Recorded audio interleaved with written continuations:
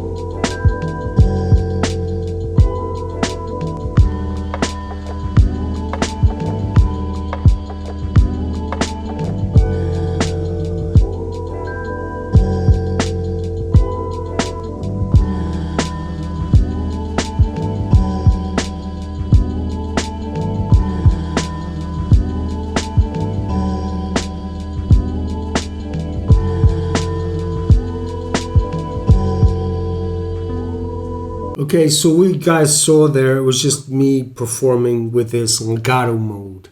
So legato mode, let me go here into the clip. So these are the settings for this type of workflow. I have all the clips are set the same way to a legato mode, okay? And their quantization is set off, so it doesn't wait a bar or 2 bars to jump onto the next clip. It jumps straight away. But if you have legato mode off, actually let me do that on my drum tracks. So turn legato off. Okay, let's go into the matrix. So we have legato set off, which means when you go on to the next clip, it starts the clip from the beginning.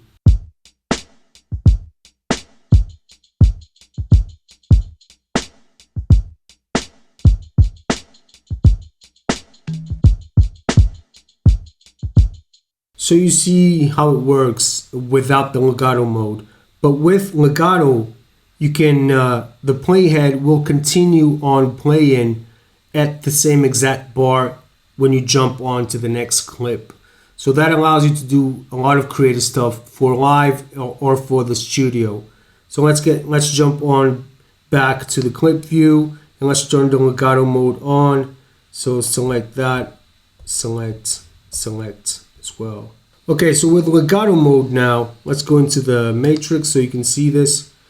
When I jump on to the next clip, the playhead will continue in the same position.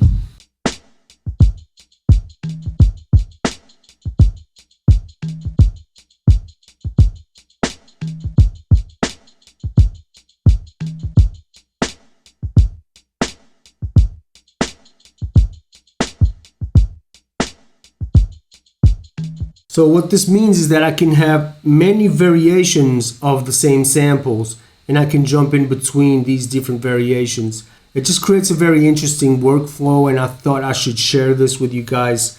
So in this case I have some samples right here and I can jump in between the samples and my drums at the same time.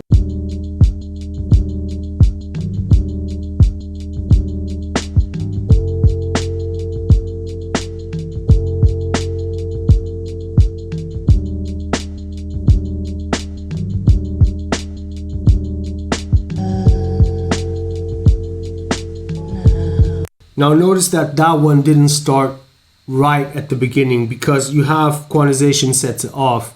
Now I have quantization set to off because I want it to jump straight on to the next clip. I don't want it to wait a bar. That way it would lose the effect that I'm trying to create, which means when you press a clip that isn't playing, so if you have no clip on that track playing, it will start straight away. It will start as soon as you press on that clip.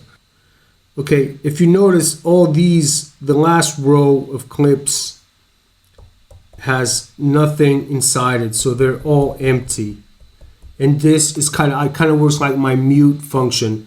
Now I know I have mutes right here. I can mute my my tracks, but having this allows me to work with Legato in a much more efficient way. At least to me, it feels that way.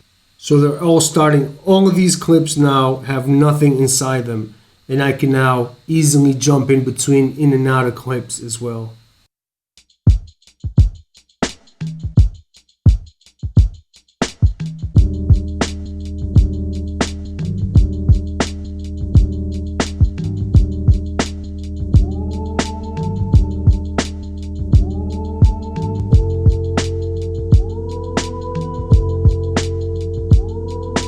So again, I'm getting a bit carried away here, but you can see how you can work with this function. Okay, so just it's kind of like the track mute workflow on the MPC where you jump from one state to the other, but here you can actually have different samples on those tracks. So it allows you to have a lot of things. I only have like 2 rows here really of samples, 2-3 rows of samples here. But you can have a lot of samples and you can create a bunch of variations. Obviously, I can put all this into a scene right here. Just go into edit and insert capture. And now we have, so everything that was playing right here, we now have it in a row.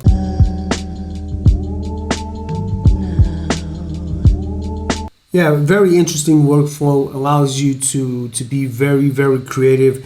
Instead of choosing which type of samples work better, you can actually have a bunch of clips with different combinations and then try different combinations between all of them by using this legato mode.